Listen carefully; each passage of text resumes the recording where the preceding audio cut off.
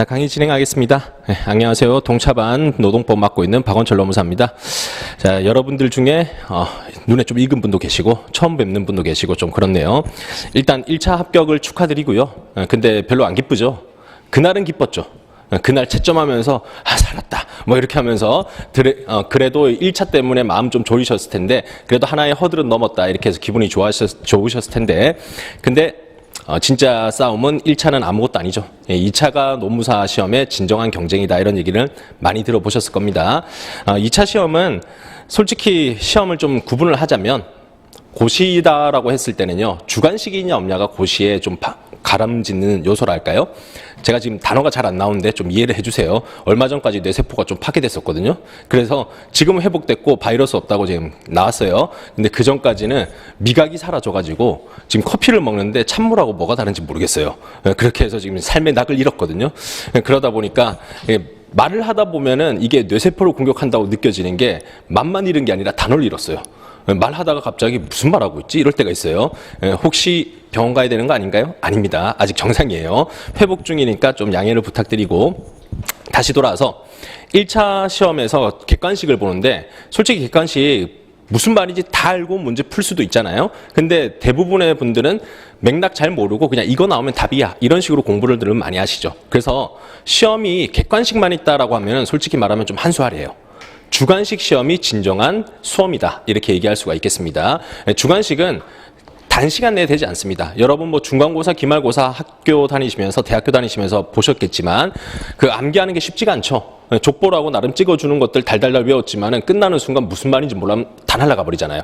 그러니까 이 주관식이라고 하는 것들이 의미를 알고 있으면은 문제를 이해하고 외우고 풀 수 있고 그 다음에도 기억이 계속 남아 있습니다. 근데 여러분들이 무슨 말인지 모르고 그냥 달달 외우면은 공부하는데도 굉장히 힘들 뿐만 아니라 실제 그것을 응용하지도 못하고 시험 끝나는 순간 날아가 버려요.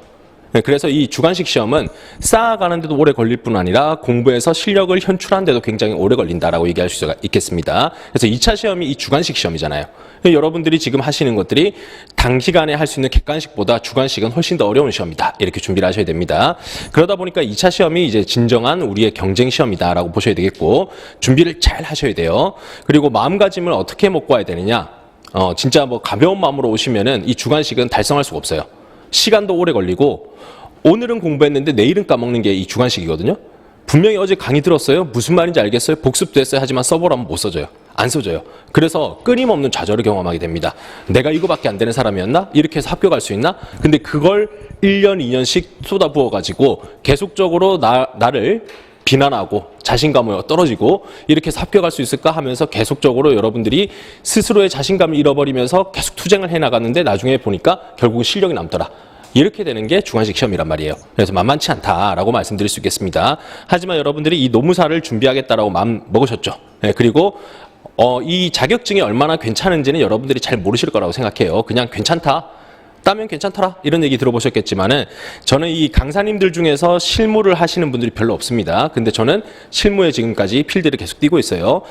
노무사 합격하고 난 이후부터 뭐 직장도 다녀봤고 노무사로서 그 다음에 어떤 기업체에서 제가 노무관리 담당도 해봤고 노조 업무도 제가 해봤고 그 다음에 인사노무관리 팀도 제가 업무를 해봤습니다. 그리고 지금은 노무법인에서 근무하고 있거든요. 10년 정도 노무사 생활 해보니까 웬만한 이제 다방면을 경험을 해봤죠. 업종도 여러 가지 해봤죠. 해보니까 괜찮더라고요. 먹고 살만하다.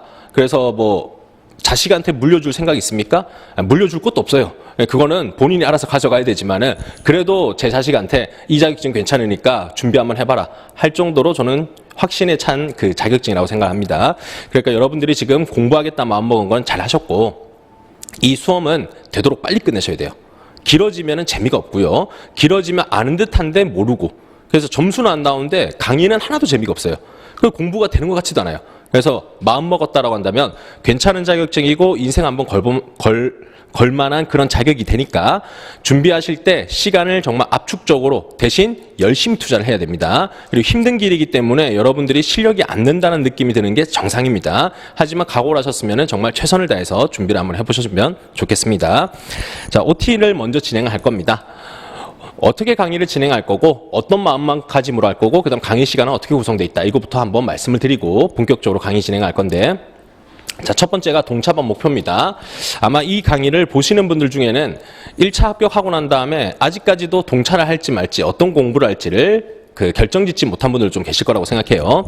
그래서 이 동차반 목표를 먼저 말씀드리기 전에 저의 그 동차반 시절 한번 말씀드려보면 제가 처음 준비를 할 때요. 노무사 처음 준비를 할 때 그때 당시에 1, 2차를 같이 준비했었어요. 그렇게 해서 GS 연기라고 하는 이론 강의를 들었었고 1기라고 하는 요약 강의를 들었었고 그러다가 여러분하고 거의 비슷하게 1차 시험을 올인하기 위해 가지고 잠시 2차 강의를 손놨어요. 그리고 1차를 합격했습니다. 합격하고 난 다음에 한숨 돌렸죠. 그리고 하루 정도는 기분 되게 좋았는데 그 다음부터 이제 공포가 엄습합니다.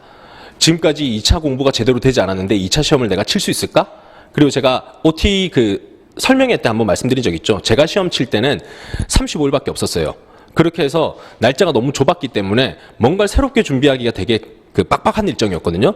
그런데도 불구하고 하긴 해야 되잖아요. 그래서 아침에 일어나서 2차 공부해야지란 마음으로 눈을 떴지만은 실제로는 책이 너무 두껍고 동차반에 맞춤형으로 강의가 진행 안 됐었기 때문에 한숨만 쉬다가 그냥 하루가 끝났었어요. 그러다가 35일을 한숨 쉬고 그냥 아침에 일어나서 공부하자. 저녁에는 한숨 쉬고 반복하다가 시험장을 갔습니다. 근데 시험장을 갔는데 가지 말까 아침까지 계속 고민했어요. 근데 갔죠. 안 가는 것은 아무런 의미가 없으니까 가서 그래도 한번 경험해보자. 그래서 시험장에 갔습니다. 갔는데 설명회 때 제가 거도 얘기라든지 펜 얘기를 했으니까 그건 넘어가고요. 답안지를 쓰려고 하는데 공부가 안 돼 있잖아요. 그러니까 답안지를 쓰려고 하는데 아는 것도 있고 모르는 문제도 있어요. 아는 문제는 열심히 썼습니다. 근데 모르는 문제는 손을 못 대겠는 거예요. 그래서 어떻게 했느냐? 엎드렸죠. 잠을 잤죠. 근데 이 고등학교, 중학교, 고등학교 이런 데서 시험을 치다 보니까 책상 높이가 높지가 않아요. 그래서 엎드렸는데 허리가 아프잖아요. 베개를 갖고 왔었어야 되는데 이런 생각을 했어요. 그렇게 해서 근데 아침부터 저녁까지 그때 시험을 쳤기 때문에 엎드려서 자는데도 한계가 있는 거예요. 한두 시간은 푹 잤죠. 아, 개운하다. 근데 시간이 지났는데 이제는 잠도 안 와요. 도대체 내가 뭘 해야 되나? 그때 느꼈던 게 진짜 제대로 준비했었어야 되는데 하면서 되게 아까웠어요. 하지만 제가 느낀 거는 뭐였냐? 거돈 얘기, 펜 얘기 이런 것도 제가 느꼈지만은 내년도에 어떻게 준비해야 되겠다. 이걸 열심히 구상을 했습니다. 그리고 제가 그때 당시에 책가방을 진짜 두껍게 갖고 왔었어요. 보부상처럼. 시험장 가가지고 이것도 봐야지 저것도 봐야지 하면서 막 다 챙겨갔어요. 근데 시험장 가서 실제 쉬는 시간에 그걸 볼 시간이 있더냐? 전혀 없는 거예요. 한 20분 정도 휴게 시간 있으면 대충 보겠지 싶었는데 책 펼쳐가지고 한 2페이지 보다 보면 다음 시간 시험 치니까 책 집어넣으라는 거예요. 아, 이때 알게 된 게 준비가 안 돼 있다 보니까 시험장 가서 볼 수 있는 거는 요약된 거. 내가 핵심적인 무기로 갖고 갈 수 있는 거. 이걸 준비해서 가야 되지. 거기서 토익 치러 갔는데 거기서 빨강이 파랭이 나오면 안 되잖아요. 거기서 자주 틀리는 그런 OX 노트 이런 것만 딱 나와야 되잖아요.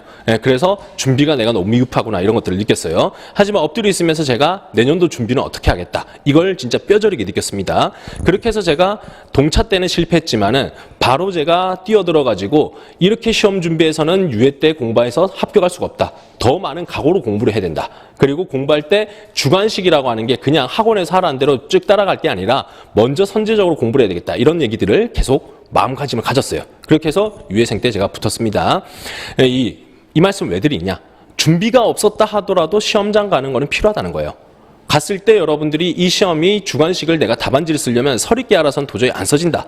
이거 아는 것도 되게 중요하겠죠. 그리고 엎드려 자다 보면 허리가 아프다. 그럼 그렇게 살아서는 안 된다는 느낌이 들잖아요. 그러면 공부를 더 열심히 해야 되겠다. 이런 자극이 될 수도 있잖아요. 그래서 시험장 가는 거는 무조건 좋은 경험이기 때문에 무조건 가야 된다는 거예요. 근데 시험장 가려면 어떻게 되겠습니까? 아는 게 있고 뭔가 쓸 수 있는 게 있어야 시험장 갈 거 아닙니까? 그렇잖아요. 갔는데 아무것도 못 쓸 것 같다 하면은 괜히 두렵고 가봤자 이틀 내내 시험을 치는데 아무것도 못 쓸 것 같다. 그럼 가봤자 의미 없는 거 아니야? 안 가게 된다고요. 그러니까 여러분들은 준비를 잘 하셔가지고 시험장을 가야 된다. 그러기 위해서 실력을 쌓아야 된다. 이렇게 말씀드리겠어요. 시험장 가는 것도 의미 있는데 가서 엎드릴 거냐? 아니잖아요. 써야 된다. 쓰려면 어떻게 될까? 이 남은 시간에 공부를 철저하게 하셔야 된다라는 거예요. 이거는 동기부여가 되죠. 해야 되겠다는 느낌 들지 않습니까? 그렇게 제가 처절하게 진짜 반성을 했고 엎드려서 허리가 아파 죽겠고 너무 창피했고 했기 때문에 유예생 때 열심히 공부했던 거예요. 만약 제가 시험장을 안 갔잖아요? 그럼 어떻겠어요? 연기 때 그냥 남들 적당히 가듯이 강의 들었겠죠? 1기 때 시간 지나면 외워지겠지 하고 그냥 갔겠죠? 그러다가 주관식 답안지 2기, 3기 이맘때쯤 돼가지고 써보다가 안 써지네. 아, 내년에 또 한 번 더 해야 되나? 이런 생각했을 거 아니에요. 그냥 주어진 대로 사는 게 아니라 내가 더 열심히 해야 되겠다는 자극을 받아야 여러분들이 남들보다 앞서 나갈 수 있다는 거예요. 그런 점에서 저는 그 동차반 때 기억이 참 창피하면서도 그 시간 내내 엎드려 있으면서 제가 엄청 반성을 했고 이렇게 살아서는 안 된다는 걸 계속 다짐을 했거든요. 남들이 저를 어떻게 보겠어요? 예? 계속 그 아침부터 저녁까지 엎드려 있는데 쟤는 뭐야? 이럴 거 아니에요. 그래서 그 중에서 탈락하는 사람들이 있어요. 아, 도저히 허리가 아파서 안 되겠다. 전 집에 갈게요. 하지만 저는 끝까지 버텼습니다. 왜냐하면 그 기분, 그 더러운 기분, 그 치욕적인 기분, 이거를 진짜 처절하게 제가 느껴야 되겠다. 그래서 엎드려서 나중에 잠도 안 올 때도 그때는 제가 내년 플랜을 계속 구성했다고요. 그래서 이건 가는 거는 무조건 좋은 경험이기 때문에 가야 되고, 두 번째로 갔을 때 저처럼 이렇게 엎드려 있을 게 아니라 무조건 쓸 수 있도록 해야 된다. 그렇게 해서 점수를 받아봐야 된다는 겁니다. 그래서 목표를 어떻게 하시는 거냐? 완벽한 준비를 위해서 여러분들이 동차반을 들어왔다? 그건 아니에요. 솔직히 그건 거짓말입니다. 상술이라고 생각해요. 지금도 노무사 시험이 제가 준비할 때는 적어도 2년 해야 된다 이런 얘기가 있었고, 지금은 여러분들이 어떻게 보셨는지 모르겠지만 더 많이 공부하신 분들이 있죠. 물론 짧게 공부한 합격 수기도 있지만은 길게 공부한 합격 수기도 있을 겁니다. 그러면서 그 말미에 뭐 합격 오래 공부하신 분들이 아 이제 이 노무사 시험은 2년 갖고 안 됩니다. 뭐 4년은 해야 됩니다. 이런 얘기들 막 하는 사람도 있는 걸로 알고 있어요. 네, 그런 사람들한테 우리가 고작 3개월 공부하고 완벽한 준비했습니다. 합격합니다. 그건 거짓말이죠. 네, 그렇기 때문에 여러분들한테 제가 처음부터 동차반만 듣고 합격할 수 있습니다. 이렇게 얘기하는 거는 솔직히 잘못된 얘기라고 생각합니다. 하지만 두 번째 보시면 우리의 목표는 남은 기간 최선을 다하는 준비다. 네, 3개월 동안 할 수 있는 만큼 최대한 열심히 준비해서 시험장 갔을 때 엎드리지 않고 무조건 쓰게 만들겠다. 이게 강의의 목표입니다. 그래서 시험장을 갈 수 있게 만들 것이고 답안지를 작성할 수 있게 만드는 게 목표입니다. 근데 답안지 작성할 때 여러분들이 유행가 가사 쓰면 안 되죠. 네, 교수님 감사합니다. 그런 거 쓸 거 아니잖아요. 필요한 거, 묻는 것에 대한 답변을 써야 될 거 아니에요. 그렇게 해서 여러분들이 열심히 작성을 했고 적어도 부분적인 문제에 대해서는 모든 문제는 다 못 풀어도 풀 수 있는 문제가 있어야 되고 그 문제에 대해서 여러분들이 답안을 작성한 다음에 실제 점수를 받아봐야 된다는 겁니다. 요즘 좋아진 게 이것도 설명회 때 말씀드렸는데 옛날에는 노동법 총점 몇 점 이거밖에 안 나왔어요. 그러니까 내가 잘 쓴 건지 못 쓴 건지 가늠할 수가 없었어요. 하지만 지금은 부분 점수가 나와요. 그러면 여러분들이 6개의 문제 중에 하나의 문제는 내가 유예생 이상만큼 공부를 했고 그렇게 해서 예를 들면 한 16점 나왔다 쳐볼게요. 25점 만점에. 근데 그 16점이 보니까 합격한 사람들 점수하고 똑같아. 그럼 여러분 어떤 느낌 들까요? 아 이렇게 쓰면 되는 거구나. 이 느낌 들잖아요. 그럼 여러분들이 공부의 방향이라든지 공부할 때 텍스트를 어떤 거 써야 될지에 대한 확신이 생기잖아요. 그럼 여러분들은 남들보다 훨씬 더 신속하게 더 열심히 공부할 수가 있다는 거죠. 그렇게 해서 일부 문제 풀었던 것에 대해서는 여러분들이 합격할 수 있는 점수를 받아봐야 된다. 이렇게 하는 게 제 목표입니다. 여기까지 가셔야 된다. 그리고 정말 운이 좋으면은 제가 어떤 그 동차반 순환 때는 노동법을 한 20개 정도 찍었어요. 요거 A급은 무조건 보고 가시라 했는데 그게 다 나온 거예요. 그래서 동차반인데도 불구하고 노동법 62점 나왔어요. 되게 기분 좋았겠죠. 근데 그분은 오히려 잘못됐던 게 그 찍어서 운 좋게 문제가 다 나왔던 건데 실력이 되게 뛰어난 줄 알고 착각했던 분이 계셨어요. 오히려 그렇게 해서 다음에 수험에서는 망했던 적이 있는데 그분을 다시 만났다면 제가 이건 실력이 아니고 운이 좋았던 거다 이렇게 얘기하고 싶은데요. 어쨌거나 불가능하진 않다는 거예요. 운이 좋으면 그 넓게 찍었던 문제 중에 여러분들이 합격을 할 수 있는 점수가 나올 수도 있다. 그렇게 해서 동차도 합격할 수도 있다. 물론 그렇게 하면 착하게 살아야 돼요. 왜냐하면 운을 다 땡겼었으니까 다른데 뭐 로또 사고 이런 운은 이제 없을 겁니다. 운의 총량서를 제가 지지하기 때문에. 하지만 그렇게 해서 합격하면 좋지 않겠습니까? 그러니까 1%의 가능성이라도 올릴 수 있도록 하셔야 되고 이왕이면은 그게 불가능하다 하더라도 여러분들이 합격할 수 있는 점수를 받아서 내년에 공부할 때는 이 방향이 맞다라는 확신을 가지고 공부할 수 있도록 하자. 그리고 여러분들이 압축적으로 공부를 했기 때문에 목표를 가지고 공부했기 때문에 지금은 여러분들의 원래의 자질과 체력보다 더 열심히 할 수가 있습니다. 그렇게 했을 때 여러분들이 이때 쌓아놨던 실력들이 내년에는 충분히 기반이 된다는 겁니다. 1차 합격하고 공부 손났던 사람들 있죠. 그런 분들은 내가 분명히 객관식 문제 풀었지만은 내년도 9월 달에 왔을 때, 올해 9월이죠. 올해 9월에 GS 연기 들어왔을 때 보면은 이게 뭐였지라고 한다고요. 그럼 다시 기억 살린다고 바빠요. 근데 여러분들은 8월까지 9월까지 계속 시험 공부를 했잖아요. 끝나자마자 바로 여러분들이 내년도 또 공부 들어가잖아요. 그러면 기억 살려있는 상태에서 들어간다고요. 훨씬 더 유리하다. 그러니 어떻게 하더라도 공부하는 게 맞지 않겠냐는 거죠. 설득이 되셨죠? 해야 되지 않겠습니까?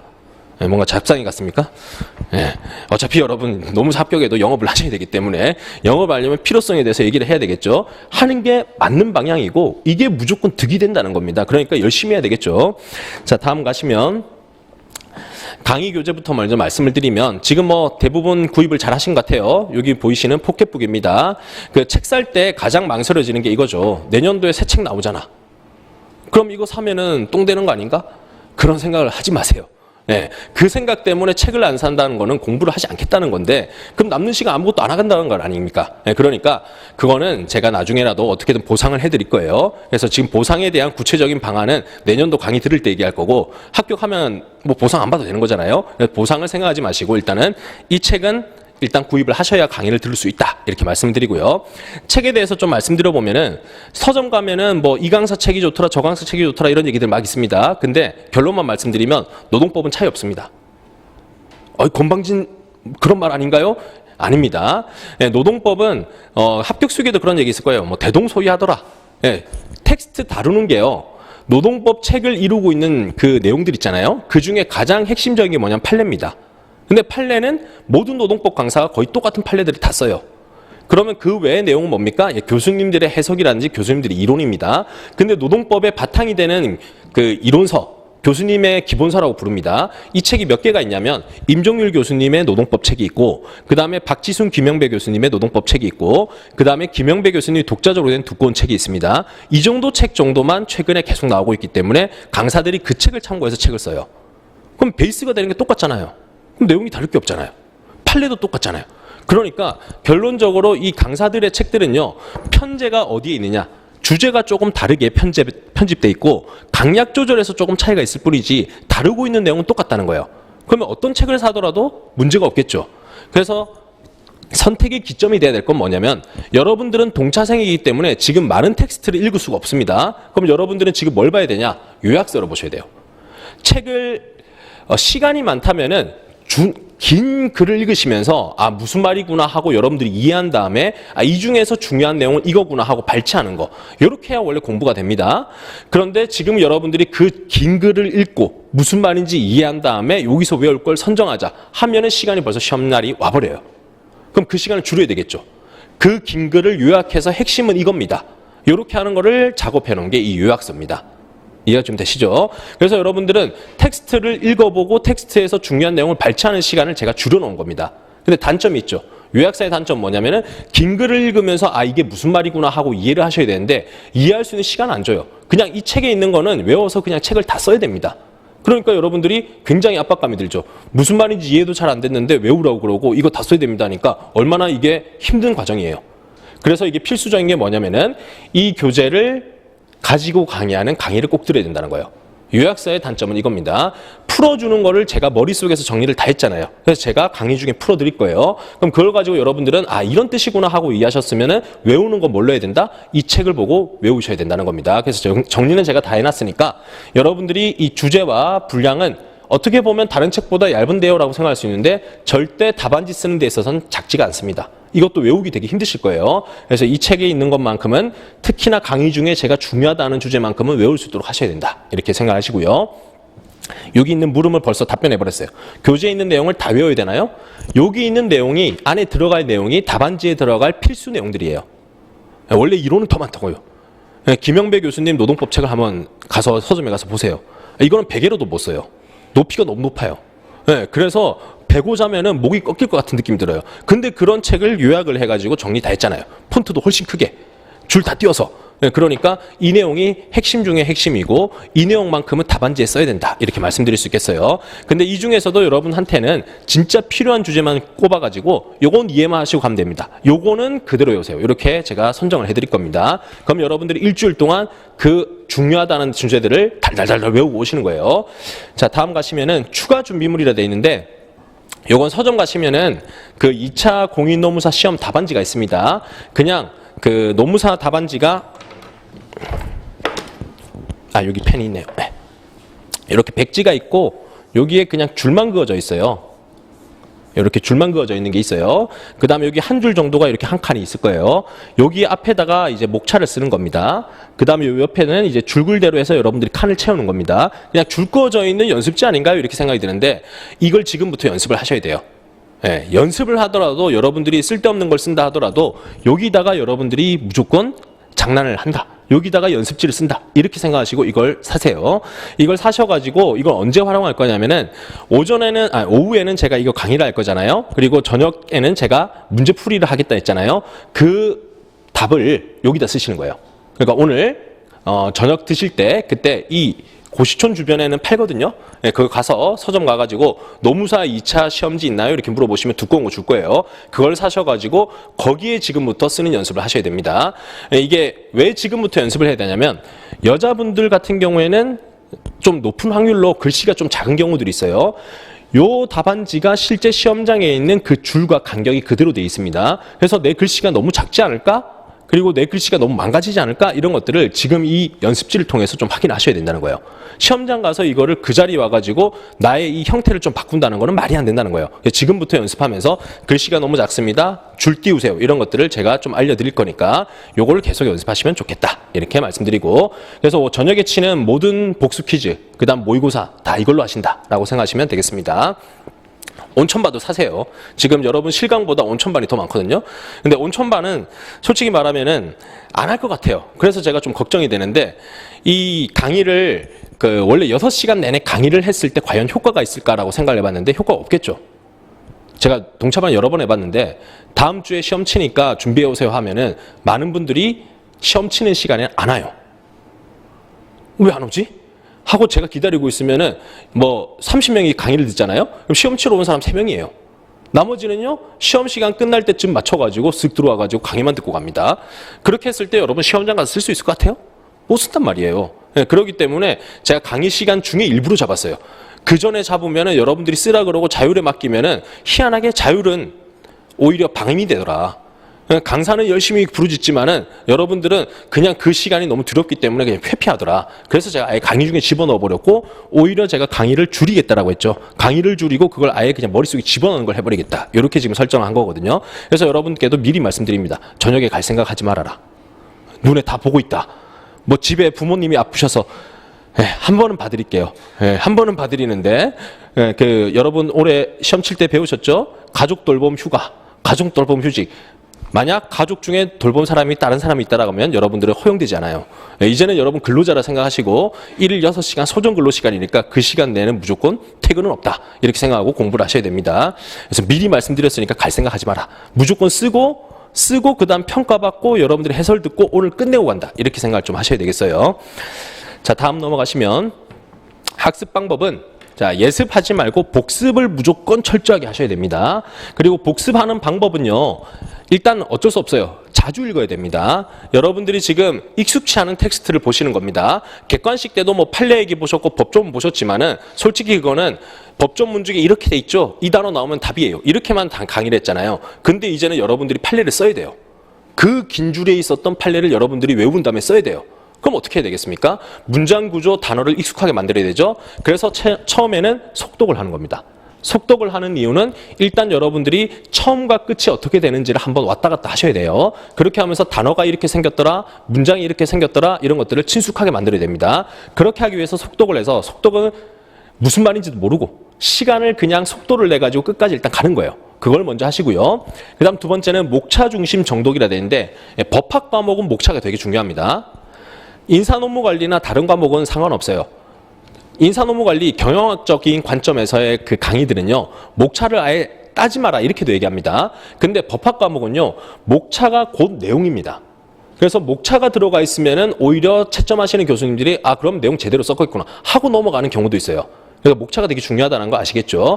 그래서 이 수험서도 목차를 제가 신경 써가지고 구성을 했기 때문에 목차를 보면서 이 안에 무슨 내용이 있더라 하면서 보셔야 됩니다. 근데 여러분들이 지금까지 학창시절 살아오면서 목차 읽은 적 없잖아요.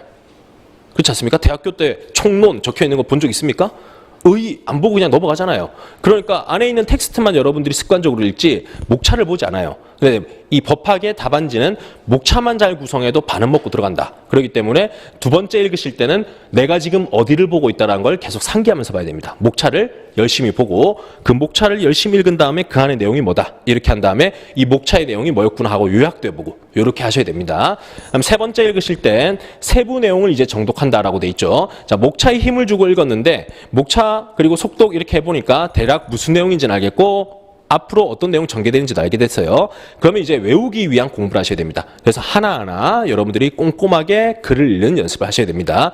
빠르게 읽으면은 대략 이런 느낌, 그건 있죠. 하지만 설명해봐 라고 하면은 여러분들이 단어라든지 무슨 말로 돼 있는지를 꼼꼼하게 읽고 난 다음에 음미를 하셔야만 여러분들이 좀 설명할 수 있게 돼요. 그래서 다음번에는 세부 내용을 정독하셔라. 시간을 두고 의미를 생각하면서 천천히 읽으시라. 마지막은 전체 문장을 한 번 더 속독하는데 앞서 했던 속독이 한 번 더 들어가는 거예요. 근데 이때는 이제 목차도 한 번 받고 세부 내용도 보셨죠. 그러니까 속도를 내서 읽는다 하더라도 이제는 세부적으로 보다 보면 어떤 게 또 흔들리냐면 나무는 보이는데 숲이 안 보이는 거예요. 그래서 나무를 봤으면 다시 전체 내용을 정리하는 의미로서 이 전체 문장을 다시 한번 속독하면서 정리를 한번 해주는 겁니다. 이게 쉬울 것 같습니까? 전혀 쉽지가 않겠죠.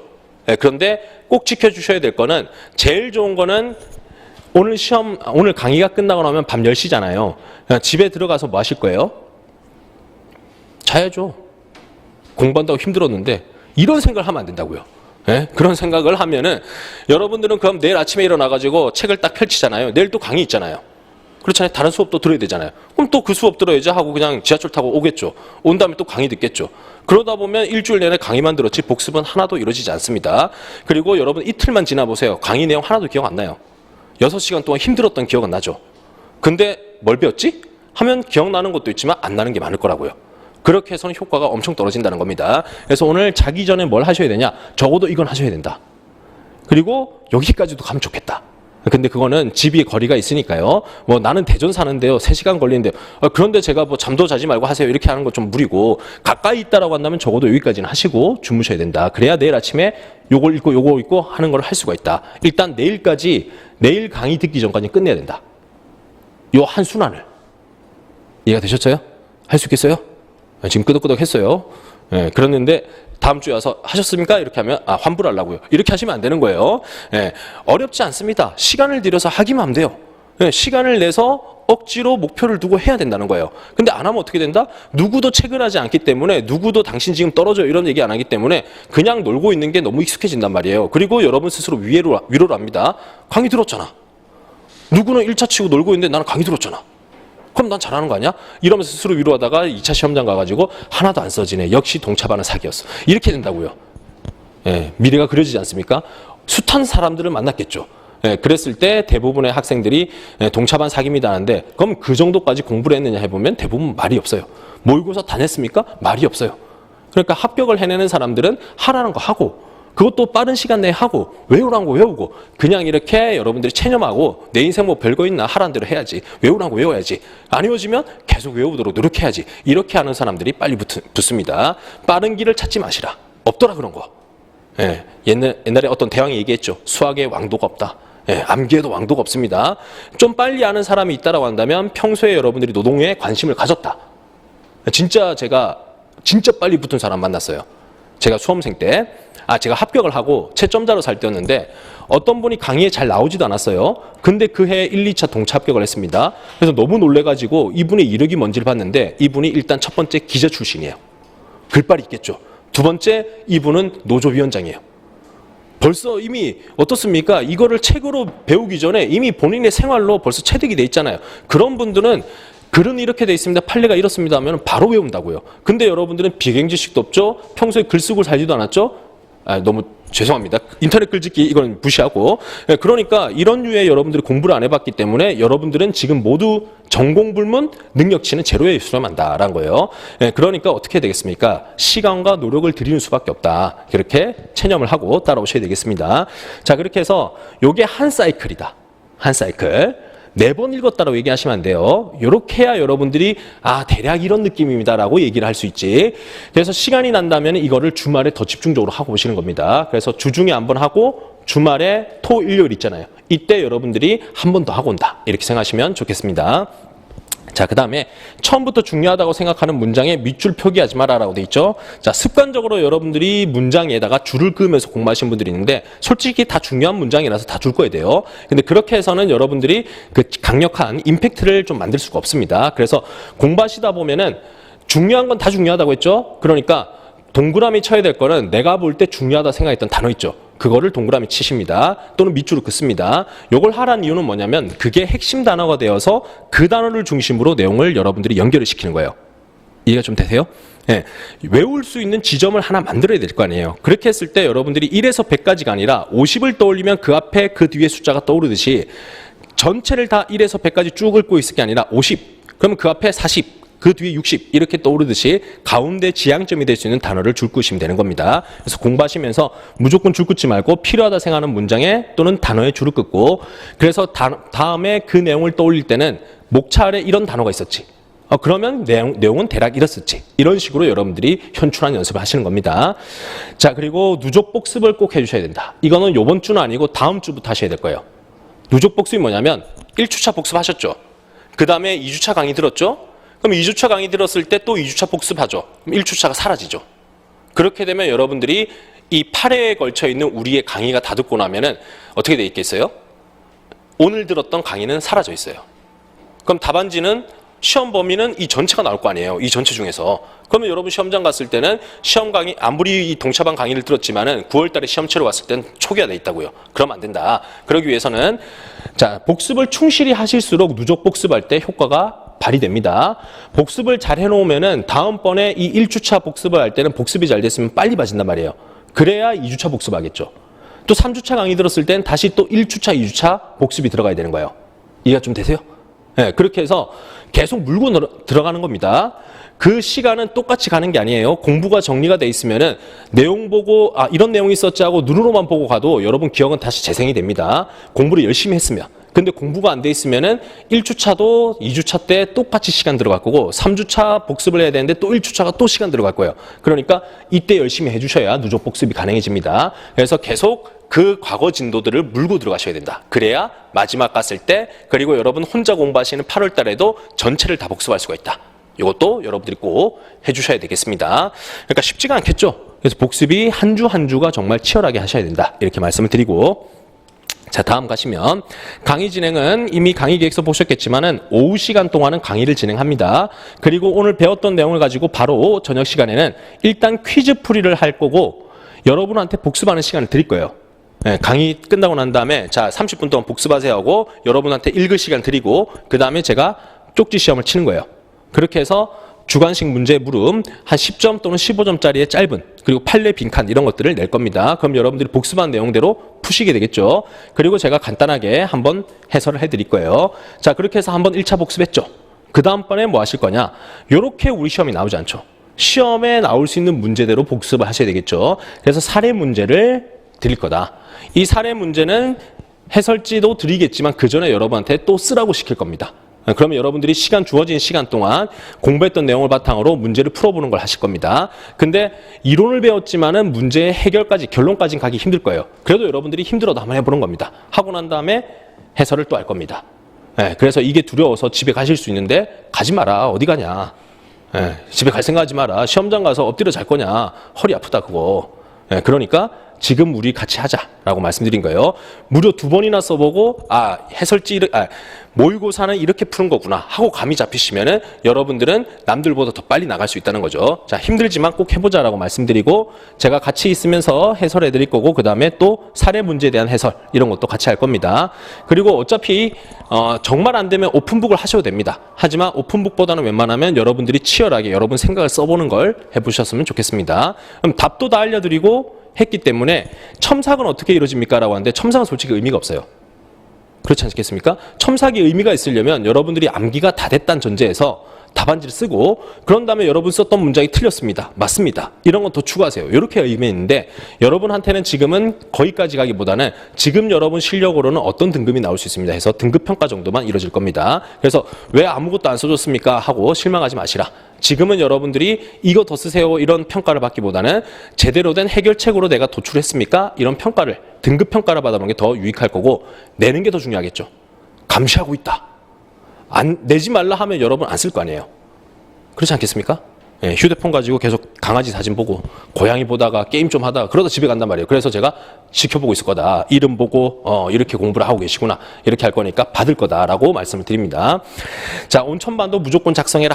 예, 이거는 온천반 하시는 분들도 시간 내서 하셔야 됩니다. 이 중에서 여러분들도 오늘 실강 오셨지만 온천반 전환하실 분들도 계실 거라고 생각해요. 그래도 여러분들이 똑같이 시간 제고하셔야 됩니다. 그거 안 하면은 한 번 안 하면은 절대 안 하게 돼요. 그러니까 꼭 강의 듣는 시간 중에 똑같이 3시간은 강의 듣고 식사한 다음에 3시간 동안은 답안지 곡 써보고 이렇게 하시면 되겠고, 온천반 제출에 대해서는 아마 학원에 문의하면 답변을 해주실 겁니다. 자, 질문은 이렇게 다음 카페 또는 이메일 그리고 질문용 휴대폰 이렇게 있습니다. 자, 이 번호는 제가 질문을 전용으로 하는 휴대폰이 있으니까 여러분들이 뭐 질문하실 때 문자 또는 카톡 이렇게 하시면은 제가 보고 답변을 해드릴 겁니다. 근데 요거 질문 전용이라서 제가 늘 갖고 다니진 않아요. 네, 던져놨다가 뭐 밤중에 제가 한번 몰아서 보고 이런 식이기 때문에 왜 이렇게 연락이 없어? 네, 그렇게 생각하지는 말아 주십시오. 꼭 어떻게든 답변을 드린다라고 생각하시면 되겠습니다. 자, 다음 마지막입니다. 자, 여러분이 가야 될 험난한 길에 대해서 보여드리는데, 설명회 때도 말씀드렸듯이 원래 GS 순환은 1년 내내 연기, 1기, 2기, 3기 이렇게 긴 시간 동안 똑같은 내용을 이해시켰다가 암기시켰다가 답안지를 세미로 썼다가 풀답안 썼다가 이렇게 연습을 합니다. 근데 여러분들은 이 전체를 다 하셔야 돼요. 쉽겠어요? 어렵겠어요? 어렵겠죠? 네, 그러니까 여러분 공부하시면서 겁나 힘든데요 하는 게 그 정상이란 거예요. 안 힘들다? 그럼 비정상이에요. 아니면 오히려 공부에 정말 최적화된 사람일 수 있어요. 그러면 노무사부과 하나 더 꿈꿔보세요. 네, 여러 개 쳐봐도 괜찮습니다. 근데 그렇지 않은 사람들이라고 한다면은 한 주 한 주가 굉장히 힘들고 할 거 너무 많고 너무 외울 것도 많고 이런데요 라고 하는데, 여러분들은 지금 올림픽 나가기 위한 속성 과정을 지금 가시는 거예요. 아직 수영도 못 배운 사람한테 선수급으로 지금 준비를 시키는 겁니다. 그냥 힘들겠죠? 예, 힘들지만 그만큼 보람이 있다라고 생각하시면 되겠습니다. 그래서 박태환 선수가 처음에 올림픽 진출했을 때 14세였나요? 그때 실격했던 거 혹시 아시나요? 지금은 금메달 딴 금메달리스트인데 처음에는 그 탕 하면 뛰어내려야 되잖아요. 그거를 부정 출발해가지고 실격을 했었습니다. 하지만 그렇대도 의미가 있다는 거죠. 시험을 가봤고 그 목표를 가지고 훈련을 했기 때문에 아, 이렇게 힘든 과정도 이겨낼 수 있구나, 이런 것들의 경험이 쌓이는 거죠. 예, 여러분들도 충분히 경험을 쌓아서 힘든 과정이지만은 답안지 써보는 능력, 암기하는 능력 극대화시켜가지고 목표가 있기 때문에 지금 할 수 있어요. 목표를 가지고 여러분들이 짧은 시간 내에 여기까지 도달해보자 라는 생각으로 준비하시면 좋겠습니다. 자, OT는 여기까지 하고요. 너무 말이 길었기 때문에 잠시 좀 쉬었다가 진행을 하도록 하겠습니다. 자, 10분 쉬었다가 강의 진행할게요.